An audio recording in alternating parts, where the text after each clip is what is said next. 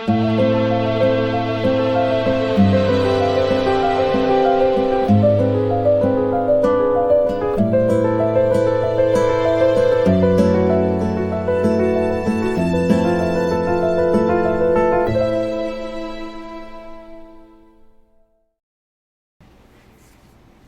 guys, it's Christy. Welcome back to my channel. Happy weekend. Sooners are playing tonight, so Boomer Sooner. Today I want to talk to you. The name of the video is Chaos Theory. I don't know if you are familiar with chaos theory, but I found a pretty simplified explanation. And basically, it's when a system allows small changes to input to lead to a completely different future. So all around this case, we've had input from so many different directions, right? And that input is potentially going to change the future outcome of this whole investigation. So I just want to kind of look at some of, things kind of coming from all directions and just theorize, like, what is this going to lead to? So an example, and this is a very extreme example, but I think it broke it down pretty good. So the initial condition is an uncomfortable pillow, which causes a bad night's sleep, which causes a soccer player to perform poorly, which causes a soccer team to lose the World Cup, which causes low morale in a country, which triggers a recession, causes a revolution, and causes a complete collapse of society. So like I said, this is like extreme, right? But it kind of helps you see what I'm saying, like how one little thing can affect something else, and then impact something huge. So just thinking about that and kind of going over a lot of stuff that's been out there, and this isn't going to be like super organized today, but I mean, it's chaos theory, right? So it doesn't have to be organized. So first we're going to talk about my favorite person, Sami. Saint Sami. So if you remember early on, Sami said that she was supposed to be starting college at UC Irvine, but she was going to defer a semester if Kiely wasn't found. Remember, she's going to be out there searching nonstop until Kiely was found. And my favorite commenter pointed out that, Sami was out there 24/7 searching for Kiely, which even that is some bullshit, right? Because Sami was there, definitely there running the show, but she was doing so many interviews. She was on TV, she was talking to newspapers, magazines, any media outlet, and she wasn't doing that as she was searching, right? No, she was just putting herself out there, basking in the glow of all the attention. And then she set up the teen to teen meetings with no adults allowed so they could filter tips through her. And even that, she wanted the tips filtered through her, right? Well, why? Why wouldn't you just direct them to the anonymous tip line or whatever?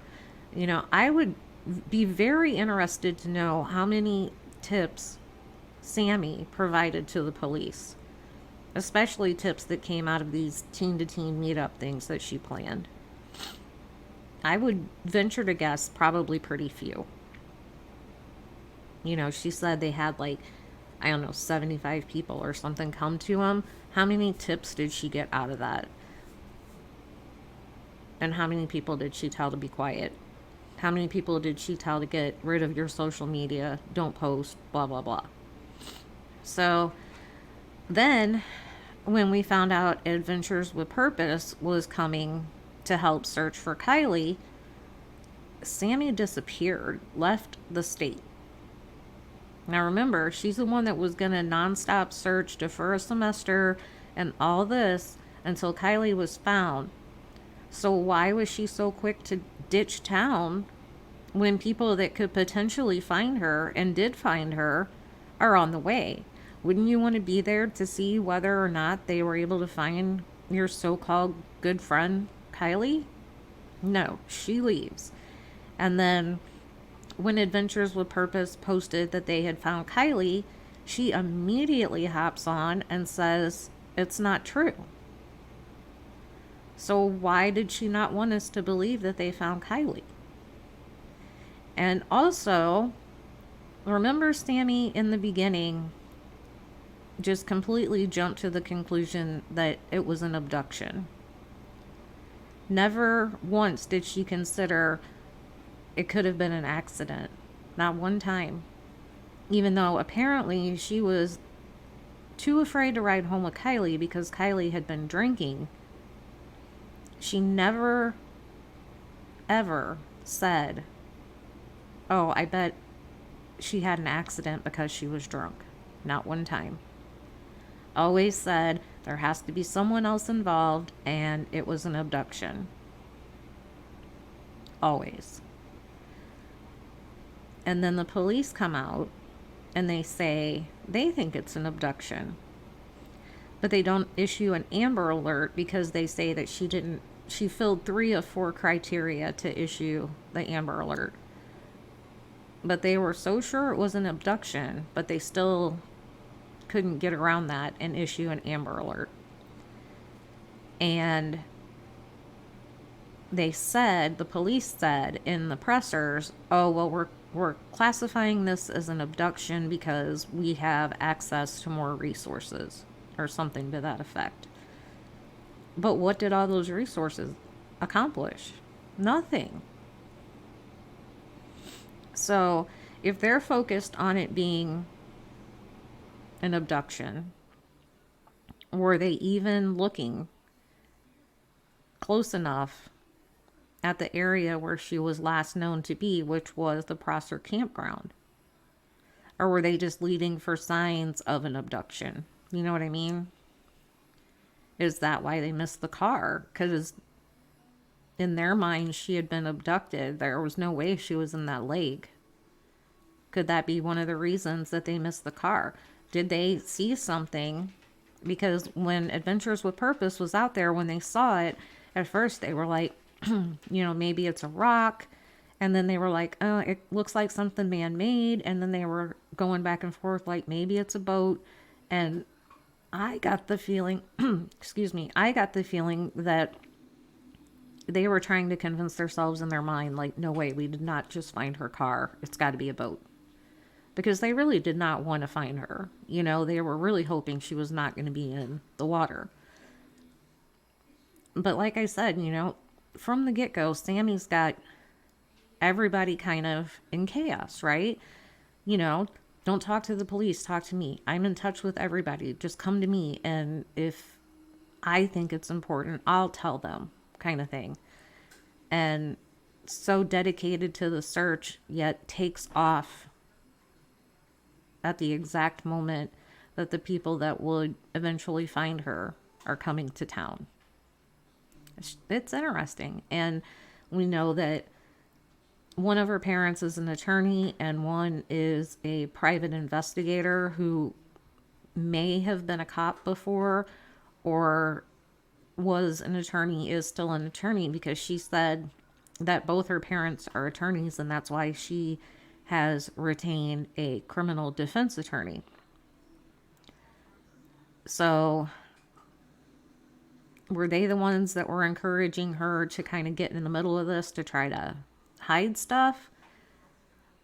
Or did they take her somewhere else to get her to shut up before she got in more trouble than she already was?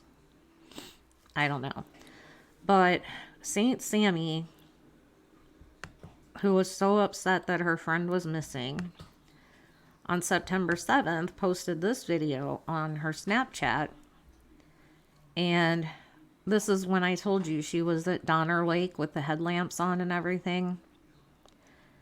she's out there partying, drinking a Coors, smiling, dancing, having a good old time. So if she was grieving the loss of Kiely, she sure bounced back really quick.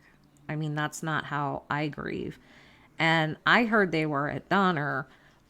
Some people are saying they were out at Prosser. And if they were, that almost makes it worse for me, because then that's almost just like dancing on her grave. And that's disgusting.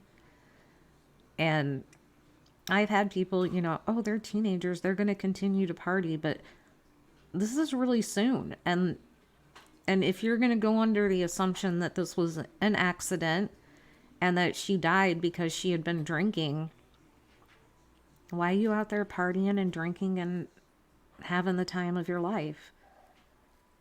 I mean, it's just more odd behavior from Sami, who has had odd behavior from the beginning. The optics around Sami are horrible. Horrible. And now she's posting videos like this on Snapchat. So, shout out to Zav Girl. She had Doug from AWP on again on a panel the other day. And Doug made some really strong statements, I feel. I clipped a few portions of the panel discussion of the statements that just made me say, ooh, holy crap, because he's an expert. He's been in the towing industry his entire life, and they go out and they do these recoveries pretty much every day. And to listen to him, the way that he described certain things about the investigation, like I said, he made some very strong statements, and I absolutely agree with all of them. One thing that they were discussing were the latest items that were found by Check It TV, and I showed you those in, I think it was the last video, the laptop and the duffel bag and the hairbrush and things like that. And there's even people out there jumping all over Check It TV saying, oh, this isn't really her stuff, you put it in there, yada, yada, yada. But the items were confirmed to be hers by her grandpa and her dad. And then her dad actually got in touch with Check It TV to see if he would be willing to go out there and dive again. And he found more stuff. And he was on Grizzly True Crime. It was him and it was Nick Wren, the diver from AWP, that actually found Kiely's car. And while he was talking to Gisela, you see Kiely's dad is right there. He's in his truck, and Check It TV gets off the live because he needs to go talk to Kiely's dad. So I absolutely believe that that is her stuff. And the water has gone down. So we know it had gone down since when they found the car. When they found the car, I think Nevada County said it was 3 to 4 feet lower than when they had been searching. And then it's gone down even further since they found the car. And then this guy goes out there and starts finding her stuff that was in the car. And it's going to continue to go down. I guess yearly they do this, but with the drought, it's even more. But they pump water out of Prosser into Lake Tahoe because they have to keep a certain cubic feet of water or something. But he had talked to a hydrologist, and they seem to think that in the next week or two, it'll be low enough that you'll be able to go out there and just walk out to where they found the car. And you can see the glass on the bottom where they broke the window out, where the people that were recovering the car broke the driver's side window out. The glass is still there. And within a week or two, you're going to be able to walk right out to it.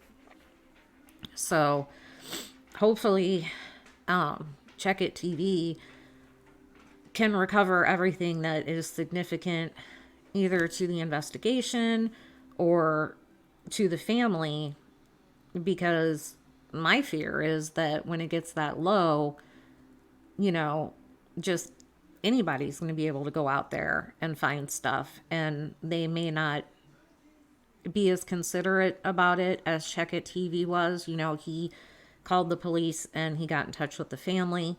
And I would hate to think somebody's going to go out there and get Kylie's stuff and it's not going to end up with either the police, sorry, or her family.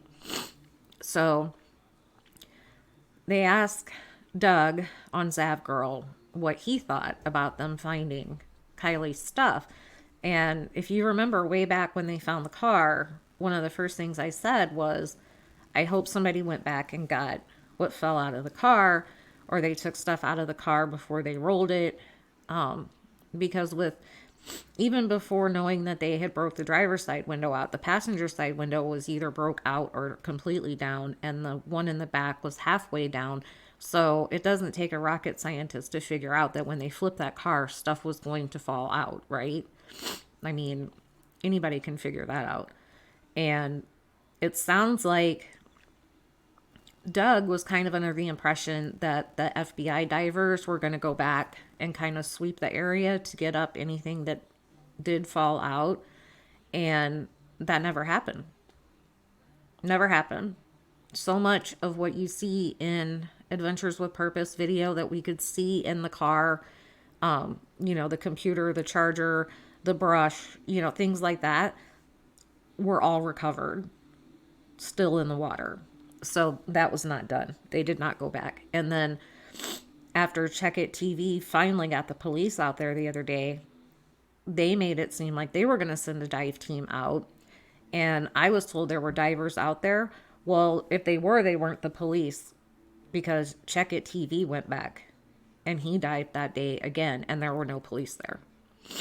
So let's listen to what Doug had to say about the found items. Tyler, I'll let you ask too, since you said you don't have that much time. Man, this is absolutely heartbreaking. And I actually did an image of your footage, Doug, where I enhanced it. And this was on Saturday. I did it live on the air. I took it to Photoshop, enhanced it. I circled all the things that I could see in the vehicle. I clearly saw a MacBook. I circled that. I clearly saw a hairbrush, including the little gold spot. I circled that. I clearly saw the MacBook charger. I circled that. And so it was absolutely no surprise to me yesterday whenever I see an image from the water that I again enhance, and I see those same items laying at the bottom of the lake. And I just have a hard time understanding, how is this possible? And some of the feedback that was coming my way was like, oh, FBI promised they were searching this area, blah, blah, blah, blah, blah. So could you talk a little bit about how does this possibly happen? And then again, talk about the protocol that some of you guys typically do, which would be to put nets around the windows, I think, or whatever that looks like, so those items don't disappear. Obviously this is a tough topic. We have to work with law enforcement all across the country, and it's never, we're pro law enforcement. However, this is evidence that has been displayed to the public, and these are issues that, these things can't be hidden, and they're not. There'll be millions of people that are now aware of this situation. And as respectively as I can put it is, when we come into this, most jurisdictions that we work with, they recognize the experience that we bring to the table in dealing with these particular matters. When it comes to preserving the integrity of evidence underwater, recovering of a vehicle, there aren't many more experienced than us. Right. And most agencies and departments tend to depend on us to command these operations. Unfortunately, that didn't take place here. You had CHP, FBI, as well as several other agencies that were involved here. They did what they thought was best. However, they don't do this all the time. Had we done this, absolutely the vehicle would have been recovered differently every step of the way. But again, that falls on us doing it every day, all the time. We're no stranger to these underwater vehicle forensics removals, as well as protecting the integrity of the evidence. That's our main focus when we're doing what we're doing. This particular operation was conducted by individuals who, maybe have only done this a few times in their entire career, and also not under this type of case, and maybe it was just a stolen car that was ditched, and there's no thought into what may happen or what can't happen, and so it's just what that comes down to is us being way more experienced in this area than they were. So the answer to your question, no, we weren't told to leave, and we were not consulted about how it should be done.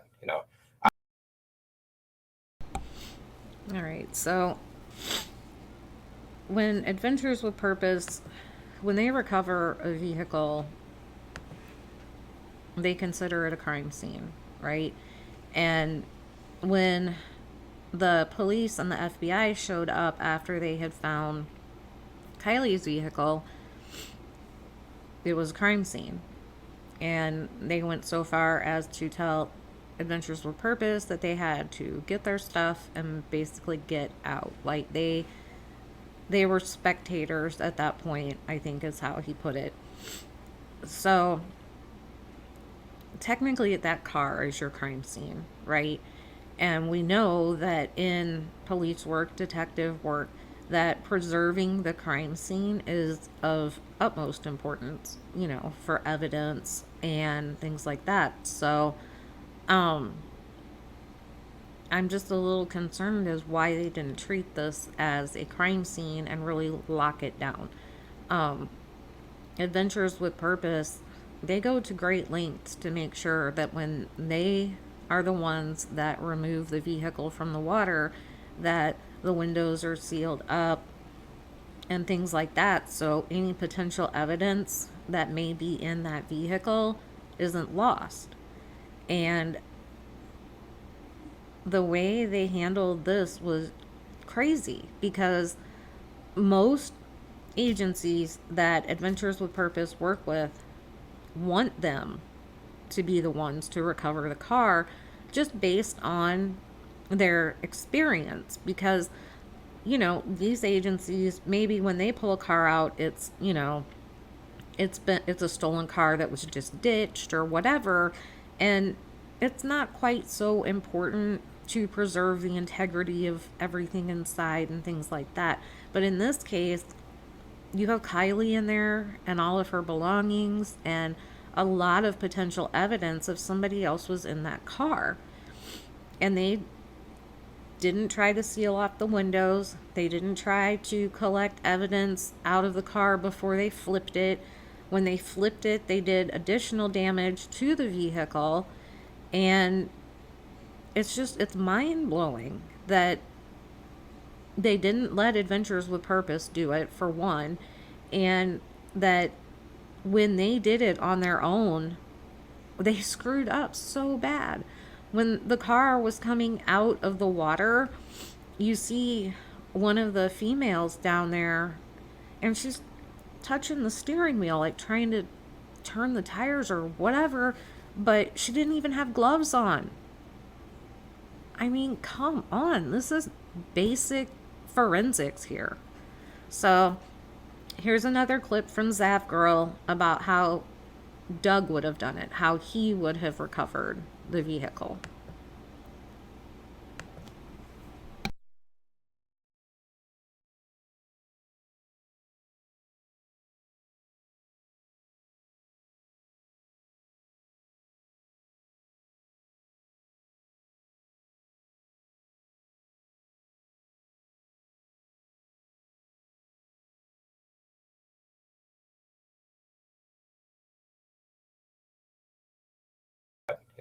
I would have, with the windows open, so you take a controlled environment like that where you have windows open, you have no current, and you have wonderful visibility, which we hardly never have. Yeah. If you've seen any of our episodes, you've seen us in some really harsh, deadly conditions. I watched one of your episodes today. It was muddy, murky water. Protecting evidence, and so had I been in charge of this operation, I would have elected to slowly and methodically remove whatever evidence could be obtained through the windows, Once that is done, I would have sealed the windows up, and I would have recovered the vehicle on its roof. I would have never uprighted the vehicle underwater. Once you do that, yeah, once you do that, you open the door. You open the door for a lot of things to go wrong. And again, this is knowledge and wisdom that we've obtained from doing this so often, and they just don't do this that often. I mean, did they give you a choice? You guys a choice to retrieve it, or did they just kind of take over? No. I prefer to do it because this is what I do. I recover vehicles. I've recovered vehicles my entire life being in the towing industry. So, and then by doing this so many times with Adventures with Purpose, we're pretty darn good at it, and we understand what can and can't go wrong, and the steps you need to take to preserve evidence. You got a window open. You need to remove that evidence if you can. If not, seal up the vehicle before you even touch the vehicle. And again, that comes down to us having a lot more experience in this field. Mm-hmm. Wow. Well, I appreciate you sharing what your process typically is. It seemed to me too that there was a little bit of animosity from the way that law enforcement spoke about you guys during their press conference. I think you guys maybe settled that, whatever that may have been the next day, because I know you were working with the team and giving them some pointers on how to use that sonar. Who do you think is responsible for the after dive to make sure that none of that evidence is sticking around? The commander that's in charge there of the scene, which we know we have CHP, FBI, Nevada County, Placer County, whoever that entity was that was in charge of calling those shots. All right, sorry about that little glitch there that didn't start playing right away. But yeah, there's a huge difference in the way that Adventures with Purpose recovers a vehicle versus how it was done in this situation. And I think there's been a multitude of mistakes, but I think that was a huge mistake, not letting them be the ones to recover it. But then you kind of wonder, well, why wouldn't they have wanted them to recover it? I mean, it just seems like, honestly, like they just don't give a shit. They didn't care what condition the car was when it came out. They didn't care if they had everything in it. And as soon as that car was found in the water and they had to kind of backtrack from their whole abduction theory, I think that they went from that straight to accident. I really feel like law enforcement just jumped right into accident mode. So for them, none of that really mattered. And I am very glad to know that the FBI had possession of the vehicle and they are the ones that were going over it, and hopefully they can do a better job than the local police would have done. But at the same time, they were there on scene when it was recovered, and it was a really shabby job, right? So I'm 100% law enforcement. I really am, because there's a lot of it in our family, right? Military police especially. But at the same time, you got to call it out when you see that they're messing up. And there are police officers from everywhere looking at this case and saying it's a mess. They messed up. This was mishandled from the beginning. And I don't know. I feel like if they come out and they say it's an accident, everybody's going to be mad. And how can we really believe that, right? The first thing that I'm going to ask is, prove it. How did you check this? Did you check that? Kind of thing. And I mean, they're waiting until November to give us any more information. And for a lot of people, they think, okay, that means that they're building a case. And man, I hope that's why. But there's this little part of me that is like, maybe they're just going to have to take that long to prove their accident theory. But I feel like if it was an accident, they'd be able to come out a lot sooner and just say, hey, we found this, this, and this, and that points to an accident, and they're not. So, yeah, I don't know. I have a lot of questions about it. But as far as foul play versus accident goes, here's one more clip from Zav Girl. And like I said, shout out to Zav Girl. Thank you so much for letting me use these clips in my videos. I will link her video in the description, and y'all go over there and show her some love and tell her I sent you. So here is how Doug's feeling about foul play versus accident. Was there indication, like I know if there's a continuum between foul play and accident, it seemed to me the way that the documentary you guys created was leaning towards foul play. Is that where you still stand? Yep. When things don't add up, they don't add up. Too many coincidences become evidence. Some people say, oh, circumstantial stuff. Coincidences, when they add up, circumstantial things add up, they become overwhelming. So at this point, I'm beyond 50-50. Absolutely. Could this be an accident? They could come out and say that, but no one's going to believe it. It's tragic. There's upwards of 400 children at that party, and she's found not too far away, and nobody knows anything. This isn't a wrong turn road either. This isn't even a road. It's a path with huge ruts in it. So it's not a mistaking turn. This is where the vehicle was found. Is unless you're there and you're able to drive on that path and understand the road and how it hits the vehicle. You literally, when I drove our RV down the road to get to there, it was wobbling and almost turning over. There were several times I almost rolled it over and flipped. Wow. It. So this isn't I just made a wrong left turn, didn't realize I made a wrong left turn. It's a beautiful paved road in and out of the campground, and you're on a dirt road. Rough dirt road. It sounds like. Yeah, this is one of the worst accidents ever, or it's definitely foul play. So you're like 90-10.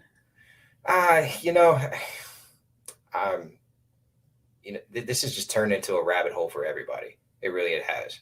And I think out of the goodness of everybody's hearts, they just want answers. They're just trying to figure things out. And I'm definitely majority thinking that it's, there's a lot of suspicion in areas there shouldn't be.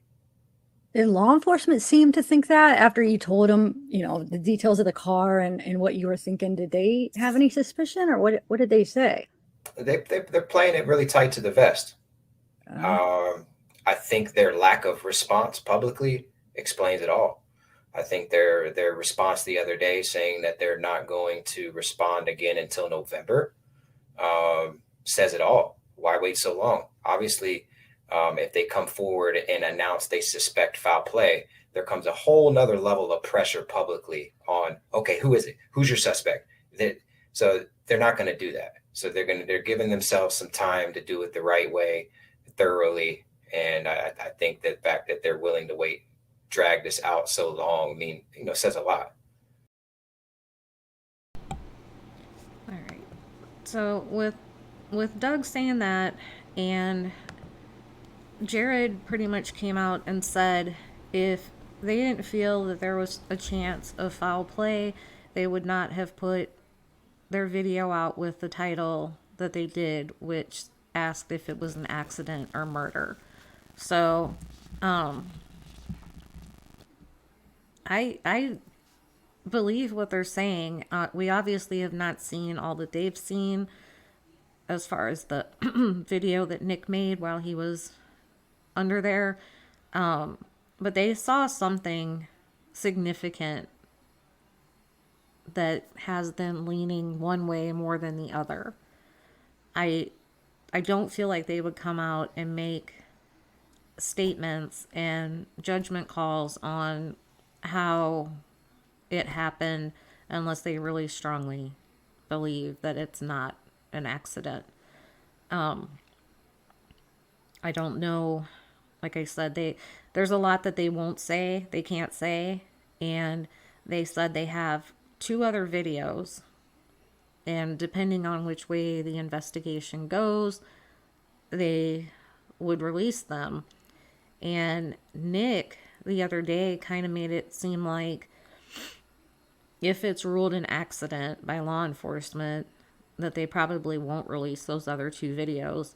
And that sucks because I feel like we all deserve the chance to see everything for ourselves, to make the decision for ourselves what we believe.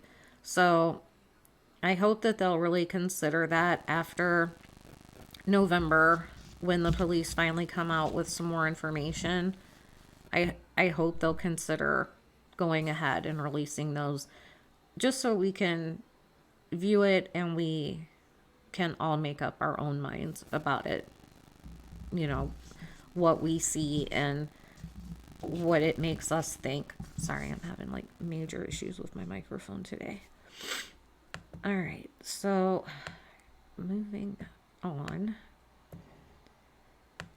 All right, so this is Sheriff Moon from the Nevada County Sheriff's Office. And if you remember in the beginning at the pressers, Nevada County was represented by, I believe his name was Sam Brown, and they always gave us the updates on what was going on as far as like the search and rescue side of the investigation.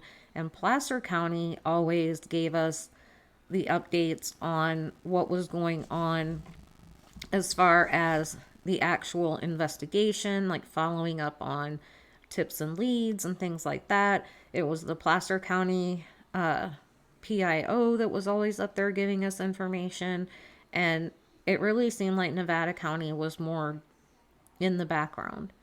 Well, then after Kiely was found, Placer completely disappeared, right? And it was all Nevada. And I've heard that Placer, I guess where Kiely lived might have been Placer County, and then where she was found obviously is Nevada County. And that's why Nevada County took over. So I'm wondering, since they were so separated on what each side was doing when they would give the pressers, the investigation that had been done by Placer, is that just moot now? Or does Nevada County have all that information? Are they doing anything with that information? And did Nevada County just have to kind of start from square one? Well, we also remember in my video the other day, the woman who contacted Nevada County trying to get somebody out there when Check It TV was out there finding these items. And she was told, oh, we're not handling Kiely's investigation. You need to call Placer. So she calls Placer, and Placer's like, no, we're not doing it. It's Nevada. So, you know, we have this whole chaos again, right? You know, this person says they're doing it. Those people say, no, we're not. And, you know, it's crazy. So after that fiasco, Nevada County put this post out, and it says, our office continues to receive many questions about the case of Kiely Rodni. While the investigation is still active, we can share that we are the lead investigative agency. We continue to work in partnership with California Highway Patrol, Major Accident Investigations Team, and the FBI. We are currently waiting for the final autopsy report, which will include the cause of death or toxicology findings. Our communication with the family is ongoing to ensure they receive any pertinent updates, and our investigators continue to follow up on any investigative leads we receive. Which I kind of call bullshit on that too, because they were not interested whatsoever in going out there when Check It TV was finding all this stuff. They did not care. And a bunch of people that were watching his live start calling in like, hey, you know, got this YouTuber out here. He's diving and he's finding Kiely's stuff. You need to go out there. So after a bunch of phone calls, they finally send somebody out there 5 hours later. And the guy comes up to check it TV and is basically, you know, not the most pleasant. And he wants to know something about the computer. And Check It TV is like, well, I'm not going to tell you anything. I'm waiting for her grandpa to get here. So when the grandpa gets there and he basically says, yeah, it's Kiely's. And so Check It TV then kind of leaves it to the grandpa, right? Well, then the police start yelling at Check It TV like, why'd you lie to me? He didn't lie to him about anything. He just said he was waiting for her grandpa to get there to verify that it was hers before he just handed it over. So they were not interested in coming out there.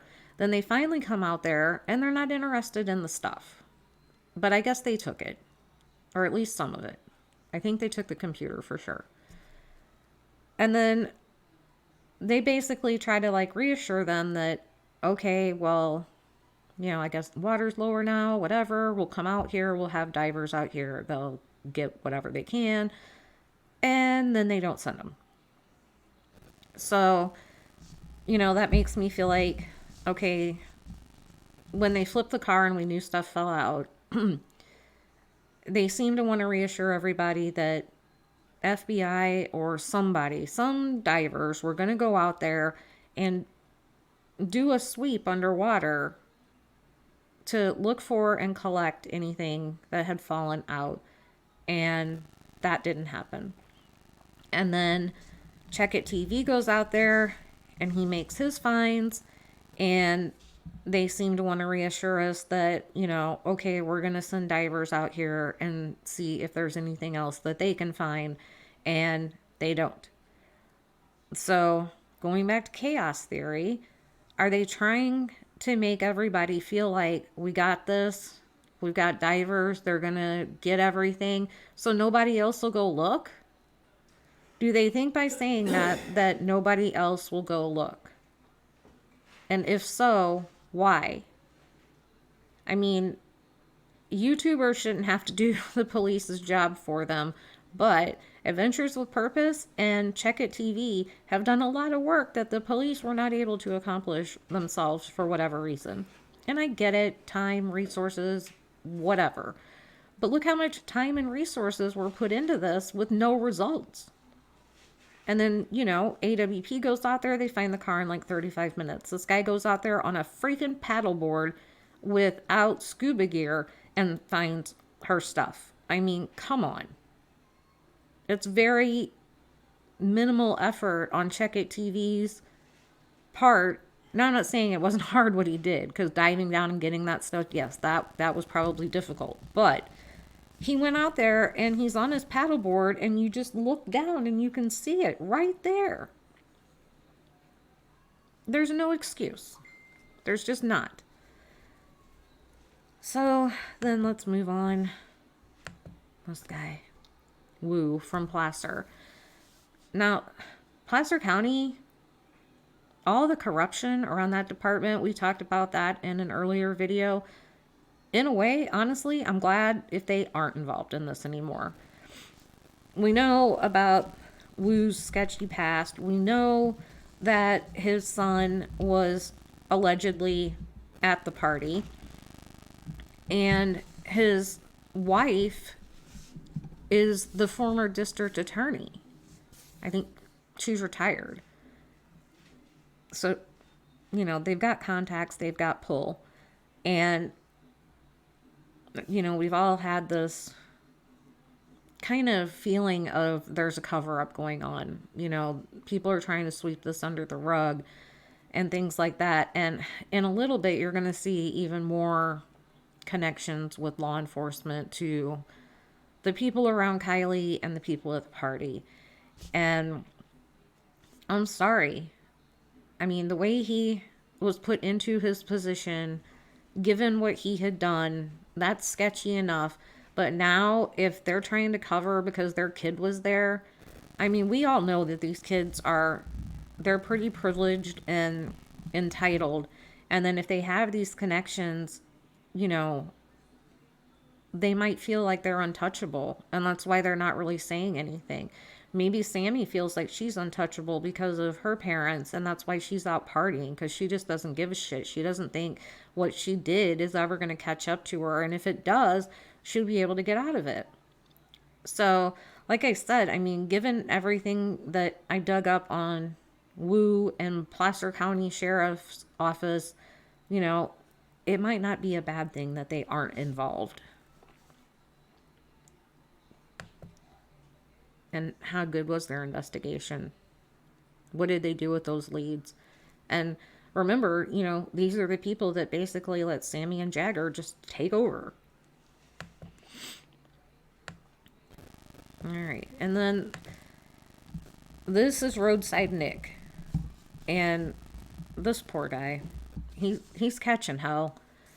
I still think his story is credible. I still don't know that he saw Kiely, but we know there's been a match to whatever the guy is, whoever he was. It's been verified who he was, and I'm sure it's been verified whether or not it was Kiely's car or just one that was similar. But I feel like he came to them with his story because he thought he was doing the right thing, and he is catching hell. And the only thing I guess I would fault Roadside Nick for is because they were asking all the crazy questions about buckling the seatbelt and stuff like that. And that makes me feel like if it was Kiely, she couldn't say she needed help. So was she trying to do whatever she could to keep him there because she felt safe if he was there? Was it some kind of, like, she's trying to signal to him that, hey, something's not right? I mean, even my husband was like, if I've got some young girl basically telling me she doesn't know how to buckle her seatbelt, then I'm going to be making a call like, hey, you know, to the police. Like, you may want to come out here and check this person out because they're driving and they don't even know how to buckle their seatbelt, kind of thing. So, I still feel like Roadside Nick is credible. Now, how he fits into the chaos theory, though, is it was because of Nick that Adventures with Purpose went to Boca first, because that was the area where he went to service this car that really didn't need to be serviced. I thought, which I said a million times, it was weird that Adventures with Purpose didn't start at Prosser, because I've watched them long enough to know that they always start with the last known location, last ping, etc. And for Kiely, that was all Prosser. But then we found out when the video came out that the reason they didn't go to Prosser first was because of Roadside Nick. But don't forget, the police also told Adventures with Purpose that they did not need to search Prosser because they had cleared it. Why didn't they want Adventures with Purpose to go out there? Just to double check, just to make sure. Obviously, they didn't have a problem with them looking at Donna or Boca, where she wasn't. But where she was, they didn't even want them to look. That's really weird. Thank God Adventures with Purpose, you know, their motto is, if we haven't cleared it, it hasn't been cleared. So they went out there on their own, regardless of what the police were saying, regardless of the police like misdirecting them, telling them that you don't need to look there, and they find her in 35 minutes. That's all I'm going to say. And then this is Kate. I'm going to get into Kate, her connections in a bit. As you can see, she has dyed her hair from blonde to like a light brunette now. And why that's interesting is because in Roadside Nick's story, the guy he described, I mean, we all thought it was, we all thought it was this guy, right? We all thought it was our boy Jagger. But at the same time, I said, there's so many kids out there that match that exact description, you know, and being out there, I'm assuming that those San Francisco Giants hats are, you know, a lot of people have them. But if it was Jagger or it was one of the 3 or 4 Nates that we know of, or, you know, there's a few other people in pictures with them around them that all kind of fit the general description that Roadside Nick gave. So Kate is the one that, if you gave a physical description of her, it would have matched Kiely pretty damn well. They both had really long blonde hair, about the same height. So could the girl that was with whoever have been Kate that Roadside Nick saw? And if so, why is that why she dyed her hair? She doesn't want to be blonde anymore? Just another one of those things, right? Point him in the wrong direction. I don't have blonde hair. Couldn't have been me. Not really going to get much into our boy Jagger today, except just to say that he's sketchy. Well, no, actually, he does kind of fit into the chaos theory. So, if you remember when Jagger and Kate did their interview, Jagger was convinced she's not in Truckee, and we're going to look for her in Reno. So, again, don't look here. Look over here. Look in Reno. You know, and Kate's telling us, oh, yeah, you know, we spent the day in Reno. We had fun. And then, you know, before the party, we made creme brulee and what have you. And so he's trying to direct everybody away from Truckee, away from Prosser, and taking the news crew up in the hills in Reno and trying to get everybody to focus in Reno rather than where she was at. And then he, as soon as they found her, was just like, you know, oh, she was being stupid, she was drunk driving, blah, blah, blah. Just so easy to just accept that. So he starts driving the narrative towards accident. Do you see what I'm saying? It's not foul play, it's just an accident. The mom seems to want it to be an accident. The dad and the grandpa, I don't think are on team accident. I think they're leaning more towards foul play. But the mom really seems to want this to be an accident. Jagger apparently thinks it was an accident. So that's going to get interesting as we go. And then yesterday I showed you this picture, the sleepy picture that one of her friends had put up and said it was Kiely and that she was sleepy. Allegedly, this was the night of the party. We can see she's in the back of a vehicle. Yada yada. Well, somebody who has more time on their hands than I do did this overlay of the sleepy picture with a picture of Kiely. Because like I said yesterday, I don't know. It's kind of like the other picture. Could be her, could not be her. It's not the clearest picture. And I don't know. But here's this. I thought I'd share it with you so you can make your own mind up.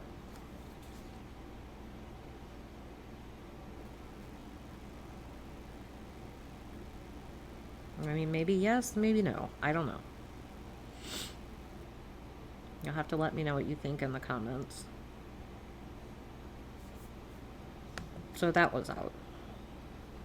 So, you know, we have more controversy. Okay, so I was telling you about connections that people have, people around Kiely, like her so-called friends, with law enforcement connections, which, you know, that's kind of a red flag with everything that's happened. Somebody had put this out.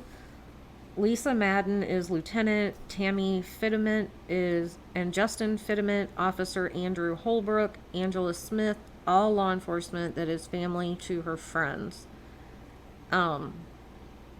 And then apparently Kate's dad is a deputy named Dave Kuno. I've also heard that her dad's name was Brian and that Dave may be her uncle, but she has a very close relative who is a deputy, Kate. So then, if you look at, this is kind of the breakdown, the diagram of the Truckee police, and I put arrows next to the significant names that were just listed and what they do in Truckee for the police department. So yeah, it's alarming that this many people have connections to law enforcement and also Kiely's so-called friends. So that's just, it's another one of those things to just file away. You know, we may need to come back to it later kind of thing.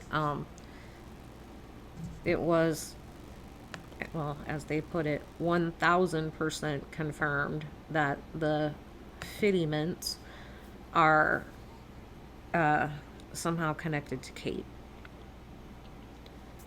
And like I said, you know, having those connections can kind of give already privileged, entitled kids this feeling of being untouchable, invincible. If something happens, I can get out of it because my relative is so and so in law enforcement. They're not going to let anything happen to me, kind of thing. And the attitude of the adults and the parents in that area, you know, telling people stay out of it, telling people, the kids, keep your mouth shut, you're going to ruin your future. You know, how far are these people willing to go? I mean, we've seen corruption in Placer County. How far does it trickle down? Does that trickle down into the Truckee Police Department? Are these people willing to cover for these kids if they know something happened? I don't know. I hope not, but I don't know. And then I want to give a huge shout out to my friend Chris at the Mob Crew. If you are not following the Mob Crew on YouTube, as soon as you're done watching this video, go over there and follow Chris at the Mob Crew. Tell him I sent you and watch his videos. He does such a good job. He has been out searching 3 or 4 times with a drone, trying to help find Dylan Rounds. He has done like a ton of work on the Delphi murders. He did like reenactments of things, trying to figure out like, could it be this, could it be that kind of thing associated with that case. I mean, he does a lot of really interesting things, and he does a lot for a lot of these cases, trying to help. And he always covers missing people in every single video. He always features missing people. And like I said, he's just a really good guy, and give him a follow. I think he's awesome. And he put this video out today, and I was just like, damn. If you watch the Adventures with Purpose video, and you know what, follow Adventures with Purpose if you haven't already. Go follow and subscribe. It's free. He put out this video because in AWP's video, people noticed that when Nick was back where the hatch area was, there was something sticking out, and everybody was like, it's a seatbelt, it's a seatbelt. And even Adventures with Purpose, Doug and Nick both said that they didn't notice it at the time. But going back and watching the video after people have pointed it out, they're like, yeah, that's a seatbelt. So Chris did one of his experiments, demonstrations, whatever you want to call it today, because he actually has 2 SUVs. One's a lemon. That's a long story. You can watch the videos about that. And then he had to get a new one. And he uses those to show us the different possibilities. And I'm going to share it with you now. Like I said, I thought it was fantastic. And when I got to the end, like I said, my mouth kind of dropped, and I was like, holy shit. So give this a watch. and then go over and like and subscribe to the mob crew. Okay, what's up, mob crew? All right, so usually most cars, like SUVs, have for the middle seat belt here comes from the top. So it has two spots. You would have one where you clicked into this, and then this would separate like so, and you would plug it in. Plug this one in on this one, and then the smaller one on the other. So that way you've got one going over your lap and one going over your shoulder. And then they go right back up into the ceiling. So, as we can see in the photo, it's Kiely's car underwater. We're gonna try to recreate it here. Here's what that looks like from about the same angle.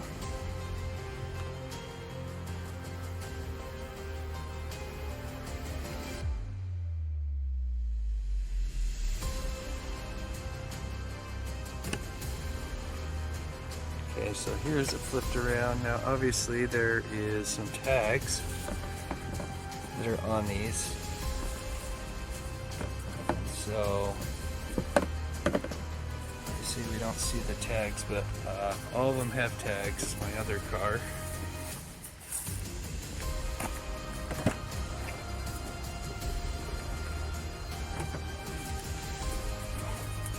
It is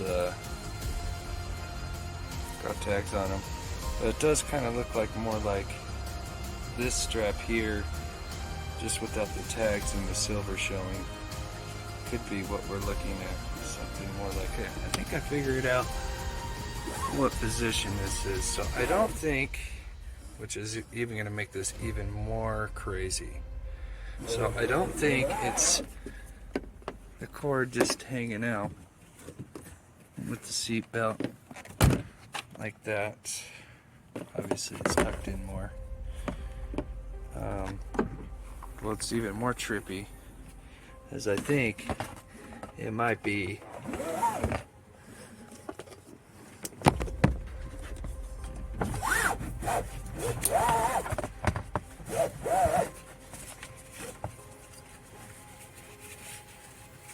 tied somebody up.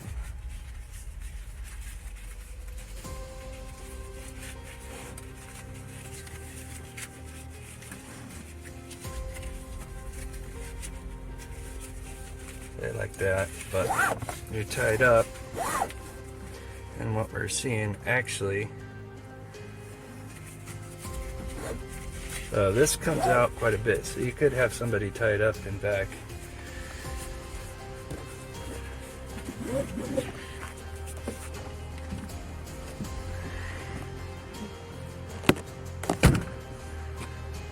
And that's what we're looking at. So it's just coming out a little bit more.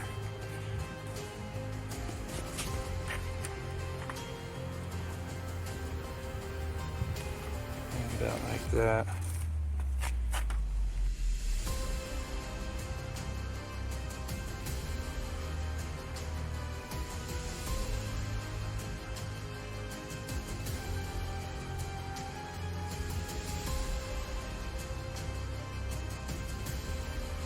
Supposed to work, and then you would plug it in here, and then so you have a seat belt over your lap and over your shoulder. That's how the middle seat belt works.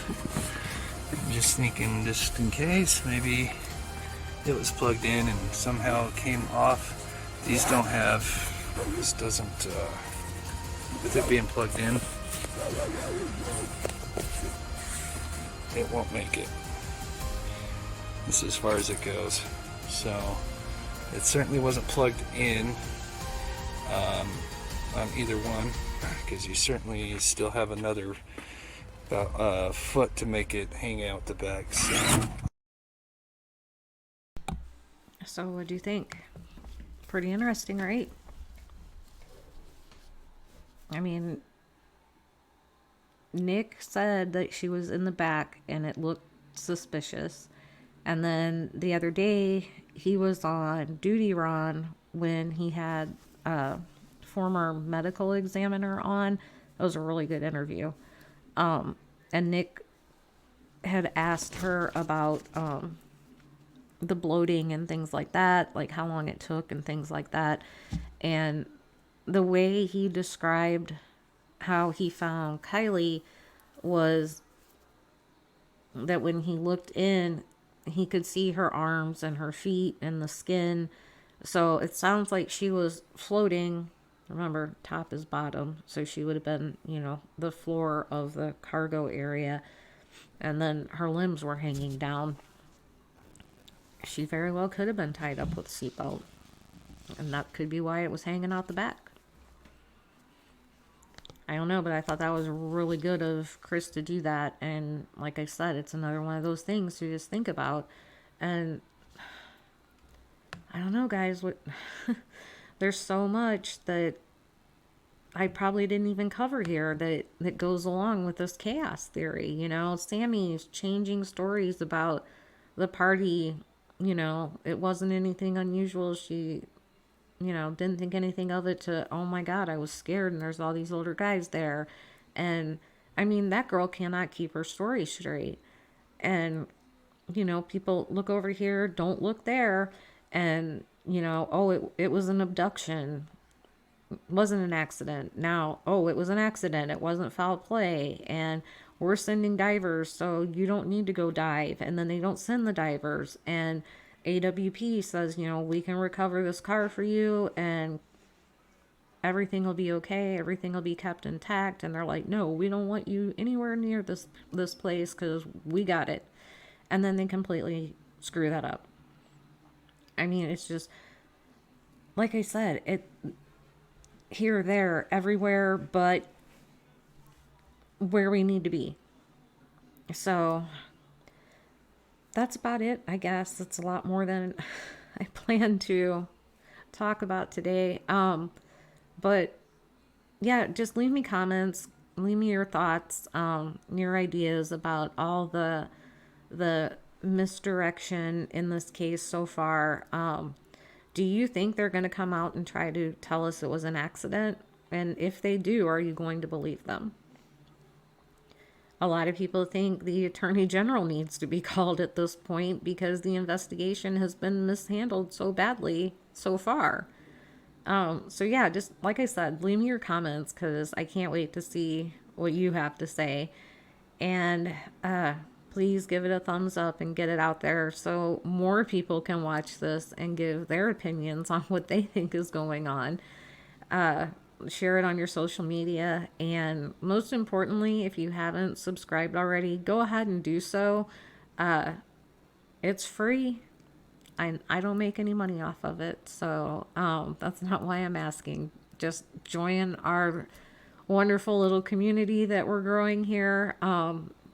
Thumbs up and subscriptions don't cost you a dime, just a click. And if you subscribe, click the bell to all so you'll get notified every time I upload. And as always, I thank you so much for spending a little bit of your day with me to talk about the chaos theory that is the Kiely Rodni case. And everybody have a great weekend. Boomer sooner, and I'll see you in the next one.